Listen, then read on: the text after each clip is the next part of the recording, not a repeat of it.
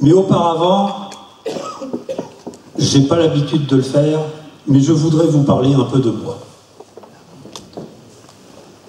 Je suis communiste. Cet engagement, je ne l'ai pas reçu en héritage. Il m'a fallu décider lucidement de le faire. J'ai grandi en Touraine, dans une famille modeste. Mais cette famille m'a donné la possibilité de choisir par son éducation.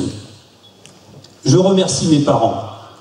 Mon père, ouvrier électricien, parce qu'il m'a donné le goût du travail bien fait, de la rigueur et de l'engagement. Ma mère, institutrice, parce qu'elle m'a transmis la volonté d'apprendre, de chercher, et parce qu'elle a l'âme généreuse, elle m'a donné ce qu'il est de plus beau, l'ambition d'être utile. Chercher à être utile, c'est cela qui a guidé mon existence, d'abord instituteur en Touraine, puis à Bourges, dans les quartiers nord et dans le quartier Samba, auprès d'associations d'éducation populaire ensuite. J'ai toujours voulu être utile pour former, pour instruire, pour faire naître et vivre le bien commun. Et c'est de ce terreau-là qu'est venu mon engagement politique. Appelé par Jacques Rimbaud et Marguerite Renaudat, que je veux à mon tour saluer, j'ai l'habitude de dire qu'ils sont mon papa et ma maman en politique. Appelé par eux deux pour rejoindre leur équipe municipale en 1989, j'ai œuvré auprès d'eux, mais aussi avec Pierre Rouc, qui est dans notre équipe, pour faire avancer Bourges dans le domaine de l'enfance et de la jeunesse. Auprès d'eux, j'ai appris Bourges. J'ai appris les berruyères et les berruyers, comme j'ai aussi beaucoup appris d'eux. J'ai appris à servir Bourges sans jamais avoir l'idée ni de me servir, ni de m'en servir. J'ai appris à connaître Bourges et à l'aimer. Et je veux aujourd'hui être digne de ce que disait Jacques Rimbaud de sa ville. Je le cite. « Bourges est un joyau vivant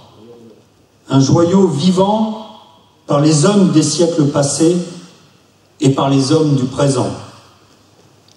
Elle taille et accroît sa beauté lorsqu'on écoute ces hommes, lorsqu'on consacre tous ses instants à aider leurs initiatives, lorsqu'on fait tout son possible pour que chacun soit respecté, pour qu'il n'y ait ni exclu, ni privilégié dans cette cité. »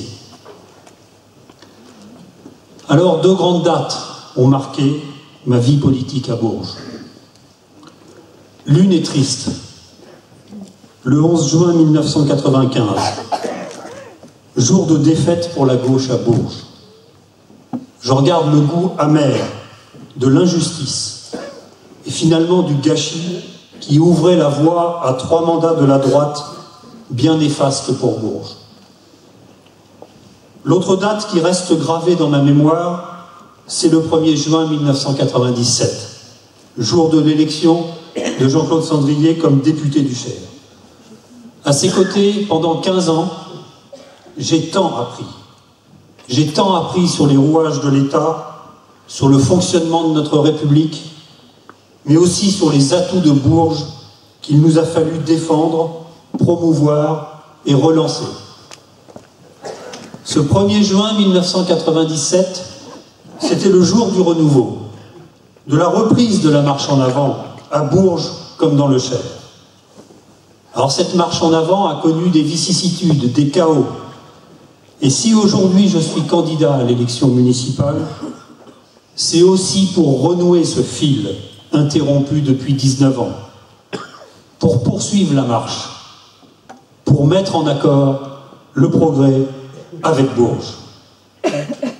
Mes amis, avec mon équipe, je veux voir votre bonheur le 30 mars. Je veux voir la joie envahir les cœurs et les rues de Bourges. Je veux gagner avec vous le droit de présider aux destinées de Bourges, pas pour prendre le pouvoir, pour vous le donner, pour vous le redonner. Je connais bien notre livre.